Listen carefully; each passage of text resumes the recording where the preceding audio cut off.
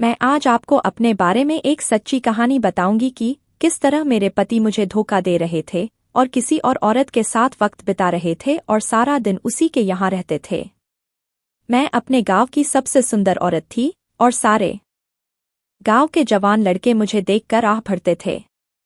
मुझे देखता था, मेरे हुस्न का दीवाना हो जाता था, क्योंकि मैं अपने इलाके की बेहद खूबसूरत लड़की मानी जाती थी। मेरे पति मुझसे बहुत मोहब्बत करते थे। शादी को भी ज्यादा अरसा नहीं गुजरा था, जो भी मेरे पति को देखता कहता कि कितना खुशकिस्मत है जिसे इतनी हसीन और खूबसूरत पत्नी मिली है। इसकी तो लॉटरी निकल आई है। मगर एक रोज हमारे सोसाइटी में एक औरत रहने के लिए आ गई जो बेहद मोटी और काली थी। मेरे पति अक्सर उसके घर आया जाया करते थे और कहते थे कि वह हमारे सोसाइटी में है और उनका ख्याल रखना हमारा फर्ज है। मुझे अपने पति का उस औरत से मिलना पसंद नहीं था। वह क्यों उस औरत के यहाँ जाते हैं? वह तो इतनी बदसूरत है, उसे तो कोई भी पसंद नहीं करता होगा। वह औरत हर रोज दरवाजे पर खड़ी मेरे पति को देखकर मुस्कुराया करती थी जब ऑफिस जा रहे होते, और मेरे पति भी उसको देखकर मुस्कुराते थे। यह देखकर मुझे अच्छा नहीं लगता था। वह आखिर अपने आप को समझती क्या है, काली और मोटी है, और मैं जो इतनी खूबसूरत और जवान हूँ, उन्हें मेरी तो कोई फिक्र ही नहीं है। मेरे पति सुबह के गए शाम को घर आते थे। दिन में भी एक बार उनका चक्कर घर लग जाता था। देखते ही देखते मेरे पति औरों के घर ज्यादा जाने आने लगे और उसकी हर जरूरत का काफी ख्याल रखने लगे। अगर उसको किसी चीज की जरूरत होती तो मेरे पति भागे भागे जाते और उसका काम करते। मुझे अपने पति की आदत बहुत बुरी लगती थी कि वह आखिर इस औरत को इतनी ज्यादा अटेंशन क्यों देते हैं। आखिर वह कौन लगती है? एक रोज मैंने देखा कि मेरे पति सब्जियां और घर का सामान लिए बाजार से आ रहे थे और सीधा उसी औरत के घर चले गए। मैं यह सारा मंजर अपने घर की खिड़की पर खड़ी देख रही थी। मेरे पति उसके घर राशन देने क्यों जाते हैं और क्यों उसका सारा काम करते हैं? मुझे लगने लगा था कि मेरे पति और उस औरत का कोई चक्कर है और उस औरत ने मेरे पति को पूरी तरह अपने जाल में फंसा लिया है। मैं अपने पति पर ज्यादा नजर रखने लगी थी और हर वक्त बस उन्हीं के बारे में सोचती रहती थी। मैं अपने पति के घर से निकलने के बाद उनको दिन भर बार बार कॉल करती और उनका हाल पूछती थी और उनका ज्यादा ख्याल रखने लगी थी कि किसी तरह वह उस औरत के चंगुल से निकल जाएं। मैंने अपने आप को और खूबसूरत और सुंदर बनाने के लिए बहुत जगहों से अपने चेहरे और जिस्म पर काम कराना शुरू कर दिया ताकि मेरे पति किसी तरह बस मेरे ही रहे। मैं अपने पति के आने से पहले नहा धोकर तैयार हो जाती थी और उनके लिए खाना बनाती और ज्यादा से ज्यादा वक्त उनके साथ बिताती थी। एक रोज मैंने देखा कि रात के वक्त मेरे पति घर से बाहर जा रहे थे। मैं समझ गई कि वह उसी औरत के घर जा रहे हैं जहां दिन भर आते जाते रहते हैं। मैंने देखा कि मेरे पति वाकई उसी घर में चले गए और काफी देर बाद वापस घर लौटे। मुझे अब यकीन हो गया था कि मेरे पति के उस औरत के साथ संबंध है और वह रात में भी उससे मिलने जाते हैं। एक रोज मैं उसी औरत के घर गई और देखा कि वह बिस्तर पर लेटी है। उसने मुझे बताया कि वह कुछ बीमार है। मैंने पूछा कि क्या तुम अकेले इस घर में रहती हो? उसने मुझे बताया कि हाँ, अकेले इस घर में रहती हूँ। मैं सोचने लगी कि इसी बात का फायदा उठाकर यह मेरे पति को अपने पास बुलाती है, क्योंकि वह इस घर में अकेली रहती है। कुछ देर मैं उसके पास खड़े रहने के बाद घर लौट आई। सारा दिन मैं बस इसी सोच में थी कि आखिर मेरे पति उसे कब से जानते हैं। कहीं ऐसा तो नहीं कि शादी से पहले से ही वह मेरे पति के साथ कुछ कर चुकी हो या उन दोनों का आपस में कोई संबंध हो। मेरे पति जब रात को घर आए तो मैंने उनसे कहा कि हमारी शादी को तकरीबन 6 महीने बीत गए हैं और अभी तक हम कहीं बाहर हनीमून मनाने नहीं गए। मैं चाहती हूँ कि हम किसी दूसरे शहर घूमने जाएं और ज्यादा समय एक दूसरे के साथ बिताएं। मेरे पति कहने लगे कि हाँ, मैं भी चाहता हूँ कि हम बाहर जाएं, मगर आजकल काम जरा कम है, इस वजह से हम अगले महीने कोशिश करेंगे कि बाहर कहीं घूमने जाएं। मैं समझ गई कि मेरे पति जाना ही नहीं चाहते हैं, इसीलिए कम आमदनी का बहाना कर रहे हैं। मगर मैं हर सूरत में अपने पति को इस औरत से दूर ले जाना चाहती थी।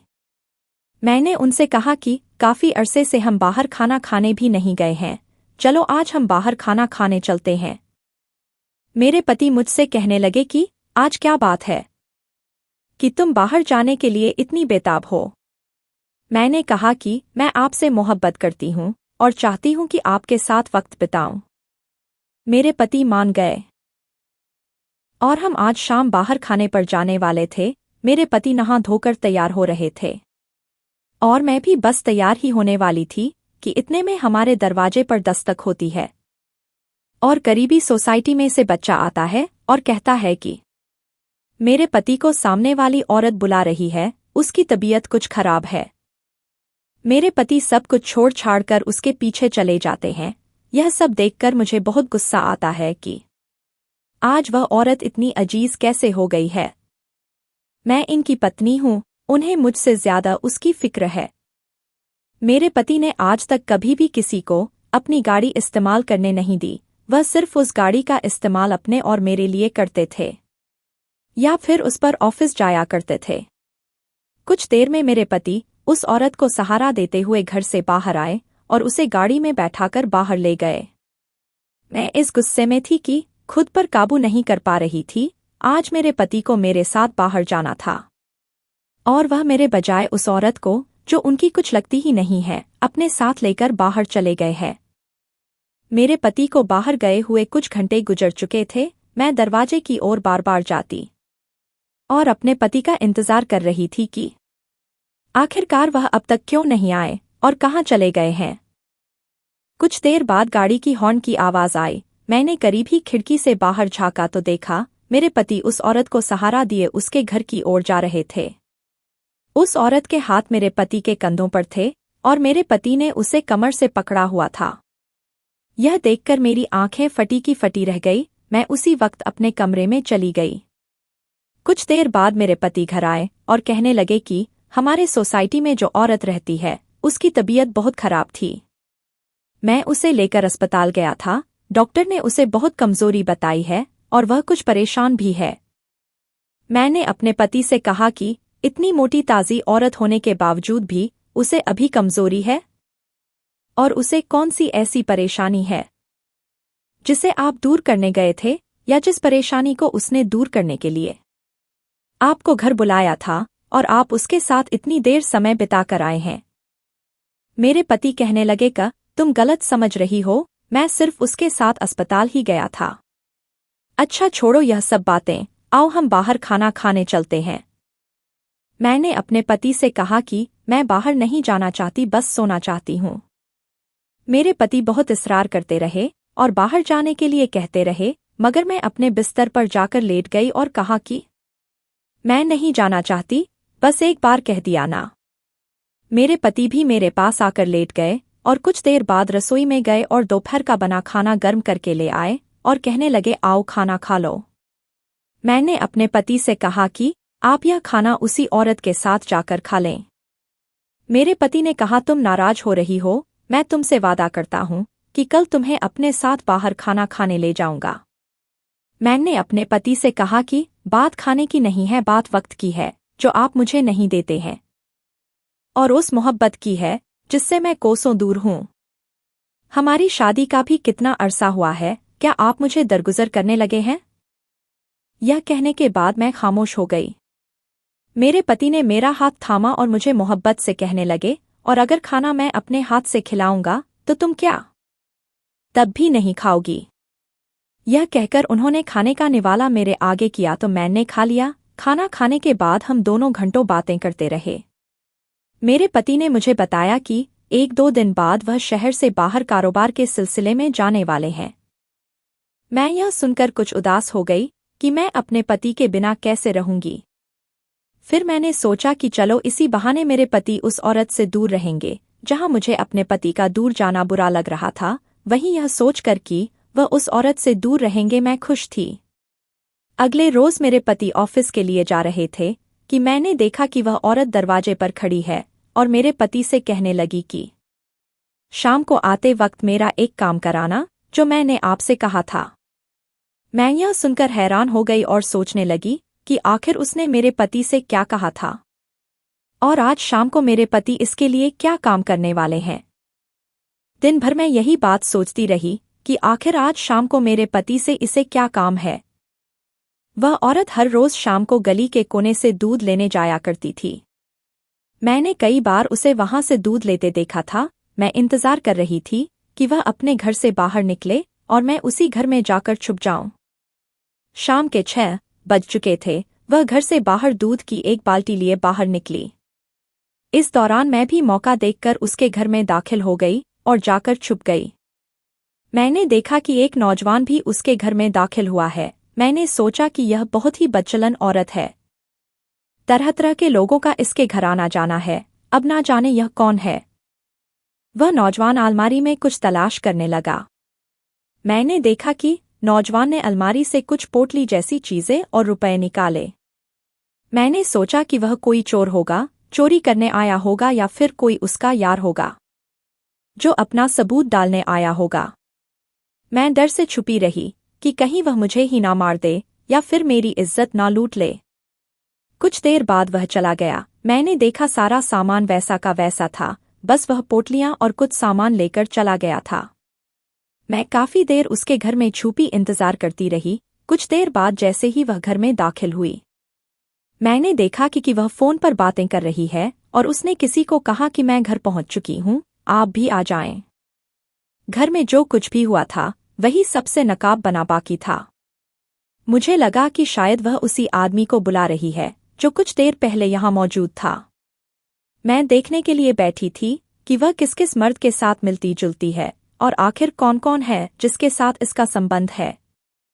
मैंने देखा कि जिसको उसने फोन करके बुलाया था वह और कोई नहीं बल्कि मेरा पति था।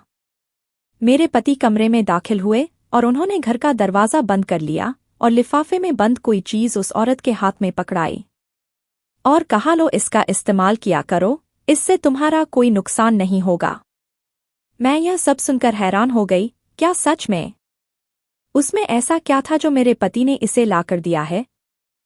मेरे पति उस औरत से कहने लगे, तो आज मेरे लिए क्या है? मैं तो बेताब हो रहा हूँ यह बात सुनने के लिए। सुबह से जल्दी से ले आओ, यह कहकर मेरे पति और वह औरत साथ वाले कमरे में बैठ गए।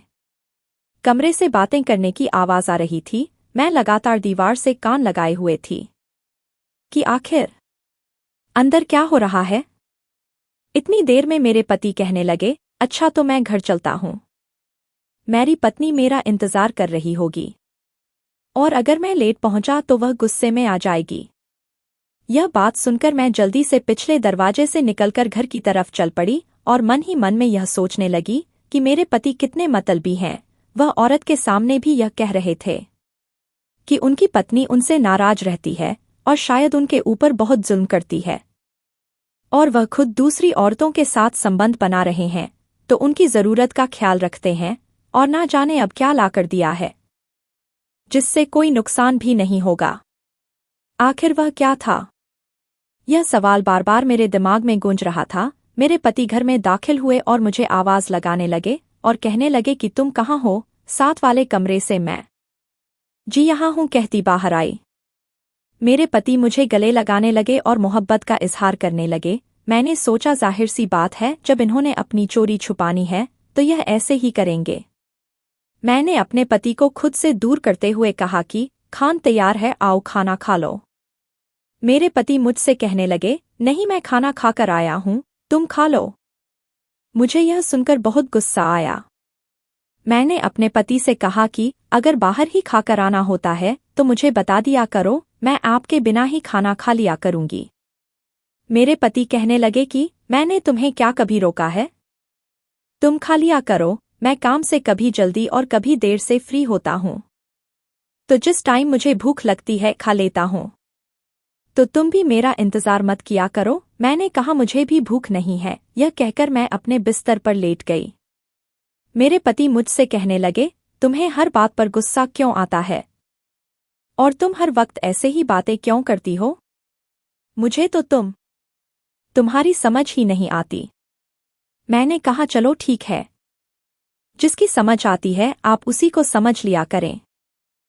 मैं दिन भर आपका इंतजार करती हूँ, आपके लिए खाना बनाती हूँ, आपके लिए बंठन के रहती हूँ, और आप?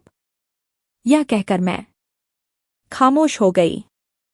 मेरे पति भी गुस्से में करवट लिए सो गए। मैं सारी रात जागती रही और यह सोचती रही कि मेरे प्यार में आखिर क्या कमी रह गई थी कि मेरे पति ने मुझे इतना बड़ा धोखा दिया, और मुझ में ऐसी क्या कमी है, और उस औरत में ऐसा क्या है जिसकी वजह से मेरे पति मुझे धोखा दे रहे हैं।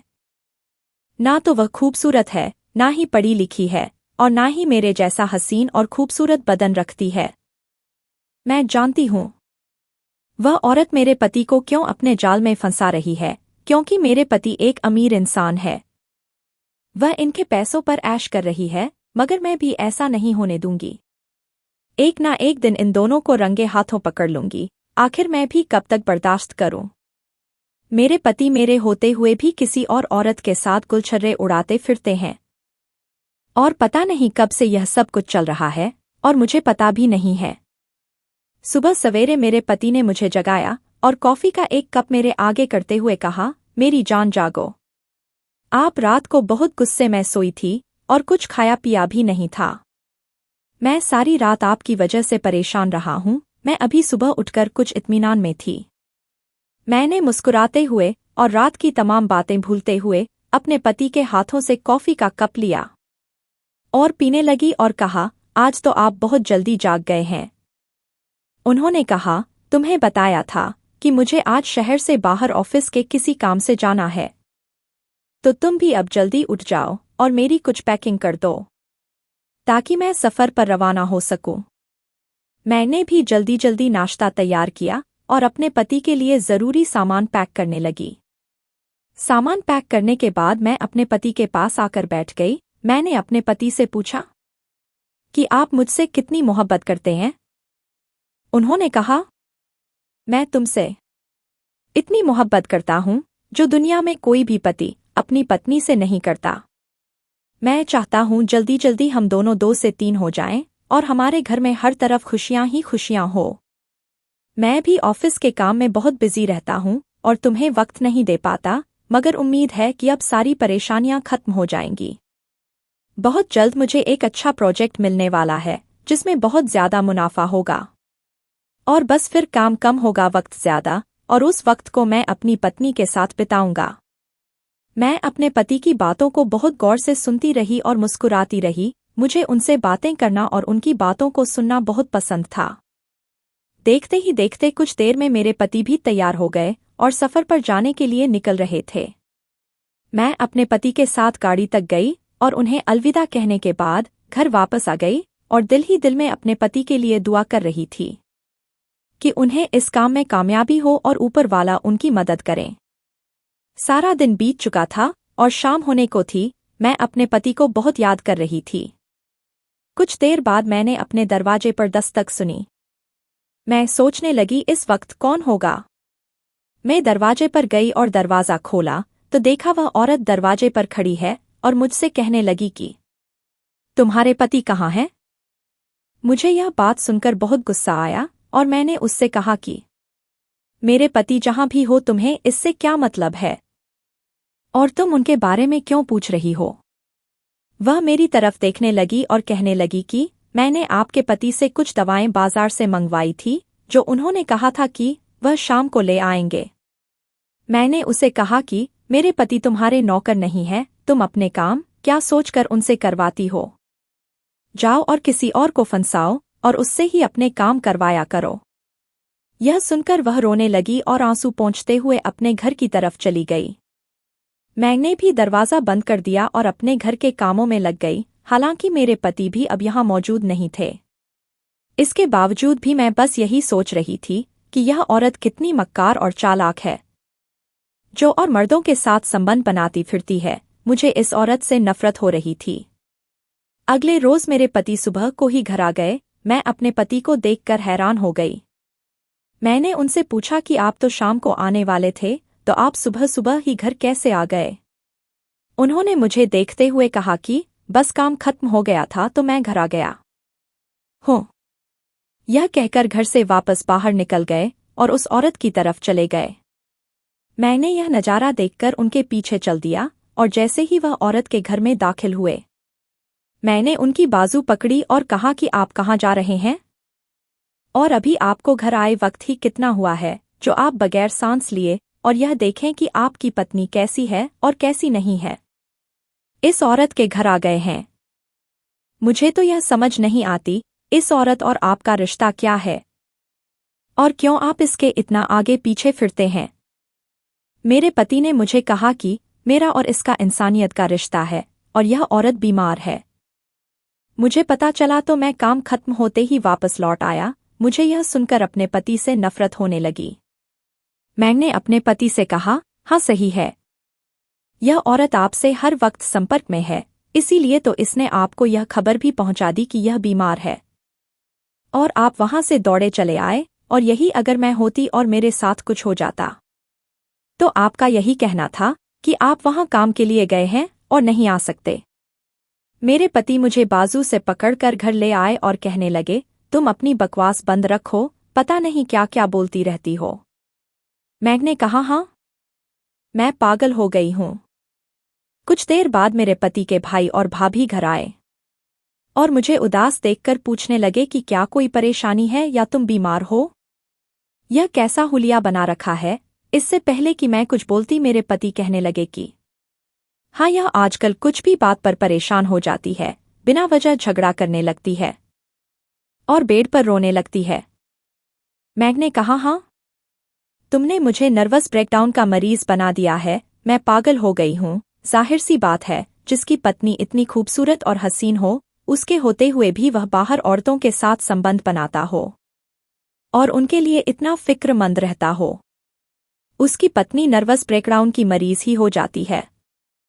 मेरे ऐसा कहने के बाद मेरे पति कुछ समय के लिए घर से बाहर चले गए। उनकी भाभी मेरे पास आई और मुझसे कहने लगी, यह तुम क्या कह रही हो? मैंने उन्हें सारा वाकया बताया कि किस तरह तुम्हारे देवर उस औरत से मिलते हैं और उसके घर आते जाते हैं। कई बार मैंने उन्हें रात को भी उसके घर जाते देखा है। मेरी बातें सुनकर मेरे पति की भाभी ने कहा, यह सब तुम क्या कह रही हो? आजकल के मर्द यही सब करते हैं, घर में कितनी भी सुंदर औरत क्यों ना हो, उनका एक से जी नहीं भरता।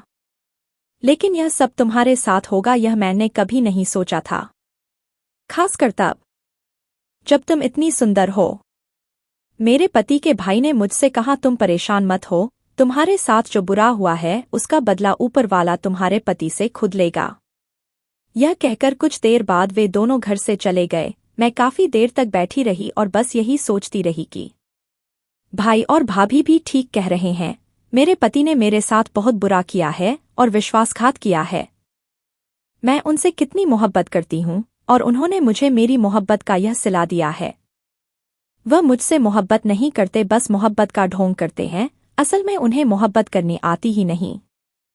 उन्हें तो तरह तरह की औरतों का चस्का है जिसे वह इधर उधर जहां भी पूरा कर सकते हैं पूरा करते हैं। मुझे तो बस इस घर में काम और अपनी जिम्मेदारी के लिए रखा है। काफी देर हो चुकी थी और मैं अपने पति का इंतजार कर रही थी कि वह कब घर वापस आएंगे। रात के 1 बज चुके थे और मेरे पति अभी तक घर नहीं आए थे। मैं उनकी गैर मौजूदगी से बहुत चिंतित हो रही थी कि आखिर वह कहाँ रह गए हैं।